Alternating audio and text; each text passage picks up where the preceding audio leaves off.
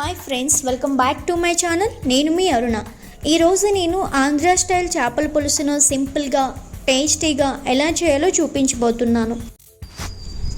మనకు చేపల కూర మంచి రుచిగా కుదరాలంటే మెయిన్గా పులుపు, ఉప్పు, కారం కరెక్ట్గా పడి చేప ముక్కలకు ఉప్పు కారం పట్టిందంటే ఇక రుచి మామూలుగా ఉండదు.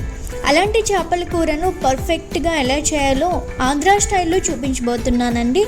మీరు కూడా చేపల కూరను మంచి రుచిగా చేయాలి అంటే ఈ వీడియోని చూసి ఒక్కసారి ట్రై చేసి చూడండి. చాలా అంటే చాలా బాగా వస్తుందండి. ఈ నోరూరించి చేపల కూరను ఎలా చేయాలో ఇప్పుడు చూద్దాం రండి. ఇక్కడ నేను చేపల కూర చేయడానికి 1 కేజీ చేపలను తీసుకున్నాను. ఇలా ఒక బౌల్లోకి తీసుకున్నాక 1-2 టేబుల్ స్పూన్లు ఉప్పు వేసుకొని ముందుగా చేప ముక్కలను బాగా పట్టించి కడిగి తీసుకుంటే సరిపోతుంది.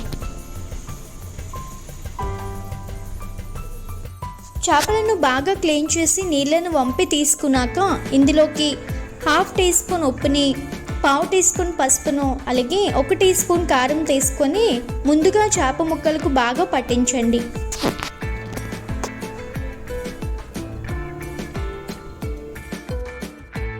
ఇలా పట్టించి మనం చేపల కూర వండడం వలన చేప ముక్కలు అనేవి చప్పగా రాకుండా ఉప్పు కారం బాగా పట్టి మంచి రుచిగా ఉంటాయి. ఒక 20 నుండి 30 నిమిషాల వరకు ఇలా కలిపి పక్కన పెడితే సరిపోతుంది. ఇప్పుడు మరొక గిన్నెలోకి ఒక 50 గ్రాముల చింతపండును తీసుకోండి. ఇలా పెద్ద నిమ్మకాయ అంత చింతపండును తీసుకుంటే కరెక్ట్గా సరిపోతుంది. ముందుగా ఒకసారి బాగా కడిగి మళ్ళీ నీళ్ళను వేసి నానబెట్టండి.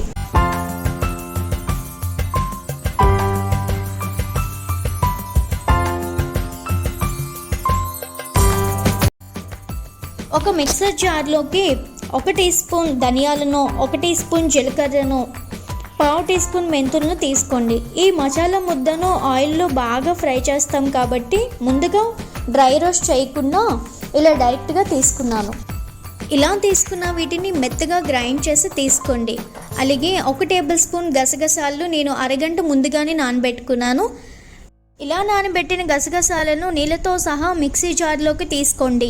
అలాగే 12 నుంచి 15 వెల్లుల్లిపాయలు తీసుకొని మెత్తగా గ్రైండ్ చేసుకొని పెట్టుకోండి. మెత్తగా రుబ్బి ఒక గిన్నెలోకి తీసుకోండి. అలాగే మిక్సీ గిన్నెలోకి కొంచెం నీళ్లు వేసి ఈ మసాలాలోకి తీసుకుంటున్నాను.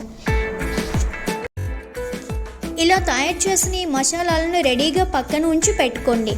అదే మిక్సీ గిన్నెలోకి ఒక 3 కట్ చేసిన టమోటాలను తీసుకొని మెత్తగా గ్రైండ్ చేయండి. మీరు కావాలి అంటే సన్నగా తరిగి అయినా తీసుకోవచ్చు, లేదా ఇలా గ్రైండ్ చేసి అయినా తీసుకోవచ్చు. అలాగే చింతపండు నానిన తర్వాత నేను రసాన్ని కూడా పిండి పక్కన పెట్టుకుంటున్నాను. అన్నీ రెడీగా చేసి ఉంచుకుంటున్నాం కాబట్టి ఇప్పుడు మనం మెయిన్ ప్రాసెస్ని కూడా స్టార్ట్ చేసేద్దాం. ఇక్కడ మనం చేపల కూర చేస్తున్నాం. ఇలా కొంచెం వెడల్పుగా ఉండే పాన్ తీసుకుంటే చక్కగా ఉడుకుతుంది. చేప ముక్కలు విడిపోకుండా ఉంటాయి. ముందుగా ఇందులోకి ఒక 4 టేబుల్ స్పూన్ నూనె తీసుకోండి. చేపల కూరలోకి నూనె కాస్త ఎక్కువగానే పడుతుందండి.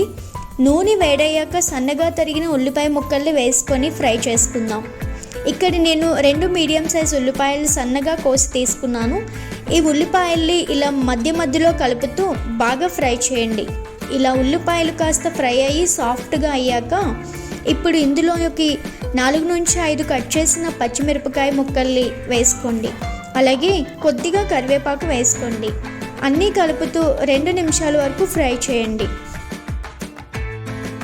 ఇప్పుడు ఇందులోకి మనం గ్రైండ్ చేసి పెట్టిన టమోటా ప్యూరీని తీసుకొని ఆయిల్ పైకి తేలే వరకు మధ్యలో కలుపుకుంటూ బాగా ఫ్రై చేయండి. ఇలా టమోటా కూడా బాగా ఫ్రై అయ్యి ఆయిల్ సపరేట్ అవుతున్నప్పుడు ఇందులోకి మసాలా ముద్దను తీసుకొని బాగా ఫ్రై చేయాలి. మసాలా ముద్ద కూడా బాగా ఫ్రై అయ్యి ఆయిల్ పైన తేలేంత వరకు ఫ్రై చేయాలి. ఇలా మనం ఒక్కొక్కటి వేస్తూ ఫ్రై చేస్తూ వచ్చామంటే కూర చాలా మంచి టేస్ట్ వస్తుందండి. కూర చాలా మంచి రుచిగా వస్తుంది. చూడండి, మసాలా ముద్ద కూడా బాగా ఫ్రై అయ్యి ఇలా ఆయిల్ సపరేట్ అవుతున్నప్పుడు ఇందులోకి ఒక 1/4 టీ స్పూన్ పసుపును, ముందుగా చేప ముక్కల్లోకి 1 టేబుల్ స్పూన్ కారం తీసుకున్నాం కదా, ఇప్పుడు 2 టేబుల్ స్పూన్ల కారం తీసుకోండి. ఇంకా స్పైసీగా ఉండాలంటే కొంచెం ఎక్స్ట్రా తీసుకోవచ్చు. అలాగే రుచికి సరిపడా ఉప్పుని తీసుకోండి. ఇక్కడ నేను కల్లుప్పుని తీసుకుంటున్నాను. ఉప్పు కారంను మసాలాతో పాటు ఒకసారి బాగా కలిపాక మనం తీసి పెట్టుకున్న చింతపండు రసాన్ని వేసుకోండి. అలాగే గ్రేవీకి సరిపడే నీళ్ళని కూడా తీసుకోండి. ఇక్కడ పులుసు మరీ పలుచగా కాకుండా మీడియంలో తీసుకున్నాను. మీకు ఇంకా పలుచగా కావాలి అంటే కాస్త ఎక్కువ నీళ్ళని తీసుకోవచ్చు.